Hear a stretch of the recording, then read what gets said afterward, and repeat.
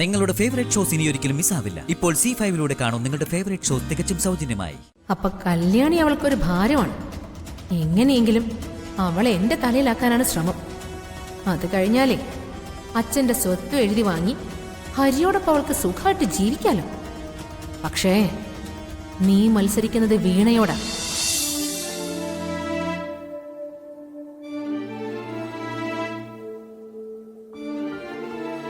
ആരോട് ചോദിച്ചിട്ടാടി നീ എന്റെ മുറിയിലേക്ക് വന്നേ?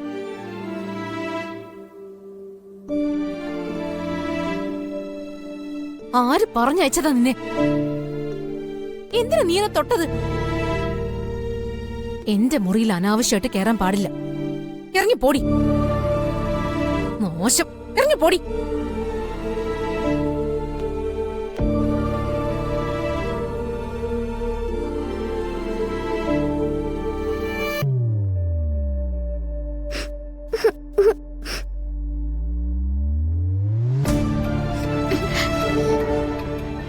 ടീച്ചറമ്മ പറഞ്ഞിട്ടല്ലേ ഞാൻ ഇങ്ങനെയൊക്കെ ചെയ്തത്. അമ്മയ്ക്ക് എന്നെ ഒട്ടും ഇഷ്ടല്ലേ. അമ്മ എന്നെ ഒരിക്കലും സ്നേഹിക്കുകയില്ലേ.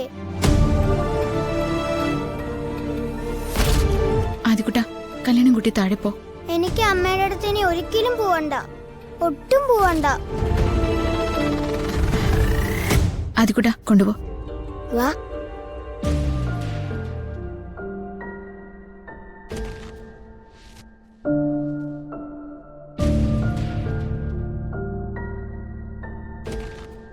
ഇത്തിരി ഇല്ലാത്തൊരു കുഞ്ഞാണ്, അതിനിങ്ങനെ വേദനിപ്പിക്കണോ?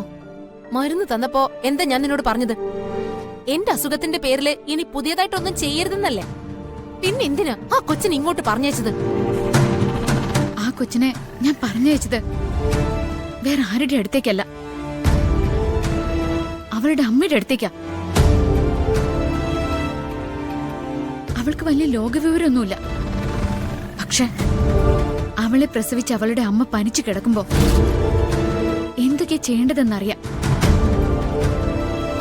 നിന്റെ നെറ്റിലൊരു തുണി നനച്ചിടാൻ ഞാൻ മറന്നുപോയി. പക്ഷെ അവള് മറന്നില്ല. അതാ ഈ പൂക്കൾക്കൊടിയുടെ ബന്ധം എന്നൊക്കെ പറയുന്നത്.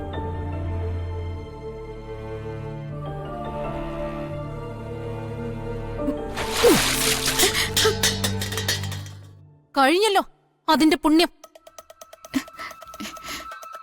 വീണേ, ഒരു കാര്യം നീ മനസ്സിലാക്കിക്കോ. ഒരിക്കലും തട്ടി അകറ്റാൻ പറ്റാത്തൊരു ബന്ധമാണ് അവളുമായിട്ട് നിനക്കുള്ളത്. നമ്മുടെ ആട്ടവും പാട്ടവും ഒക്കെ അവസാനിക്കുന്ന ഒരു സമയം വരും. അപ്പോഴാ നമ്മൾ മക്കളെ കുറിച്ച് ചിന്തിക്കാം, നോക്കാൻ അവരുണ്ടാവുമെന്ന് ചിന്തിക്കാം. ആ പ്രതീക്ഷയോടെ തന്നെയാ ഓരോ അച്ഛനമ്മമാരും നമ്മളെ ചേർത്ത് പിടിച്ച് നടക്കുന്നത്. മതി നിന്റെ ഉപദേശം, എനിക്കതൊന്നും കേക്കണ്ട.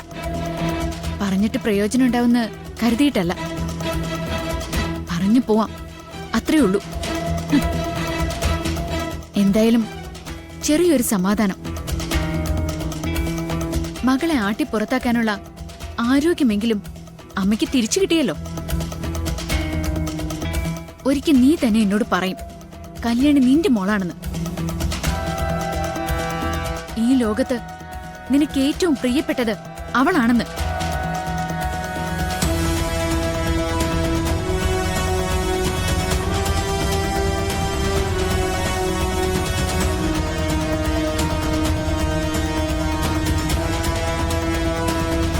അത് ശരി. അപ്പൊ കല്യാണി അവൾക്കൊരു ഭാരമാണ്. എങ്ങനെയെങ്കിലും അവളെ എന്റെ തലയിലാക്കാനാണ് ശ്രമം. അത് കഴിഞ്ഞാലേ അച്ഛന്റെ സ്വത്ത് എഴുതി വാങ്ങി ഹരിയോടൊപ്പം അവൾക്ക് സുഖമായിട്ട് ജീവിക്കാലോ. പക്ഷേ നീ മത്സരിക്കുന്നത് വീണയോടാ. നീ എന്നെ തോൽപ്പിക്കാൻ ശ്രമിക്കുന്നതിന് മുമ്പേ നിന്നെ ഞാൻ ഇവിടുന്ന് പുറത്താക്കും.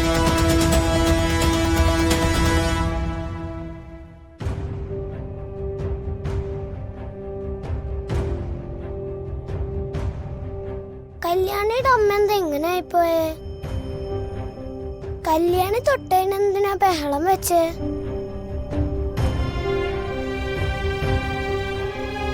അമ്മയ്ക്ക് എന്നെ തീരെ ഇഷ്ടല്ല. അമ്മമാരങ്ങനല്ലോ. നിത്യാമ്മ എന്നെ സ്നേഹിക്കുന്ന കണ്ടല്ലേ? ഞാൻ അടുത്തില്ലെങ്കില് നിത്യാമ്മ ഉറങ്ങില്ല.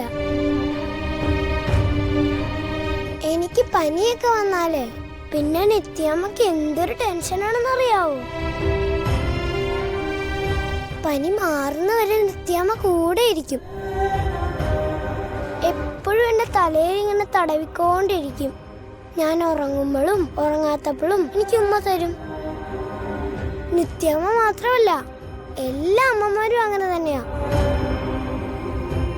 എന്നോട് ശ്രേയയും ഗ്രീഷ്മയൊക്കെ അവരുടെ അമ്മമാര് അവരെ സ്നേഹിക്കുന്നതിനെ കുറിച്ച് പറയും.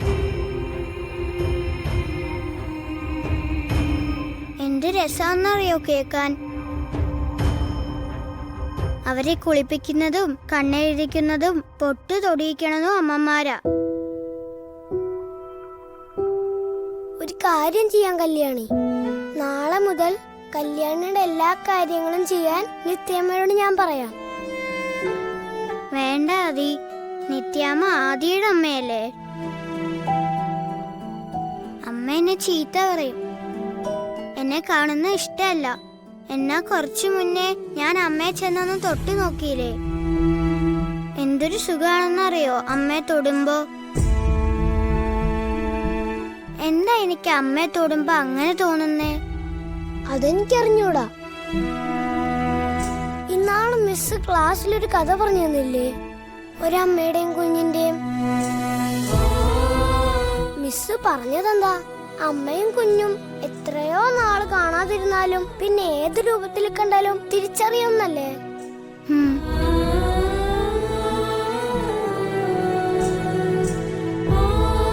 കല്യാണി വിഷമിക്കണ്ടാട്ടോ. കൊറേ നാള് കഴിയുമ്പോ കല്യാണിയുടെ അമ്മയുടെ ദേഷ്യമൊക്കെ മാറും. എന്നിട്ട് ചിലപ്പോ കല്യാണിയെ സ്നേഹിക്കാനും തുടങ്ങും. അതെന്ത് രസായിരിക്കും അല്ലേ. പാവം മോള്, അവളുടെ അമ്മയെ അവള് വല്ലാതെ ആഗ്രഹിക്കുന്നുണ്ട്. അവക്കത് കൊടുത്തേ പറ്റൂ. എന്നിട്ട് ഹരിക്കും മീണയ്ക്കും കല്യാണിക്കും ഒരു തടസ്സമാവാതെ ജീവന്റെ ജീവിതത്തിലേക്ക് തിരിച്ചു പോകണം. ഇനി ഒന്നും ചിന്തിക്കാനില്ല. ഒരു സെന്റ് സ്ഥലത്തിന് 8 കോടി രൂപ. ഓ ഹമ്പോ.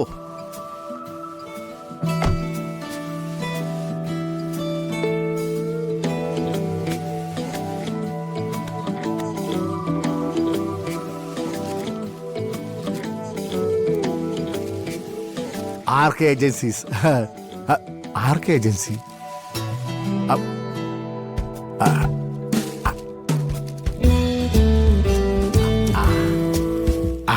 സമ്മാന കൂപ്പൺ അടിച്ചായെന്തോ.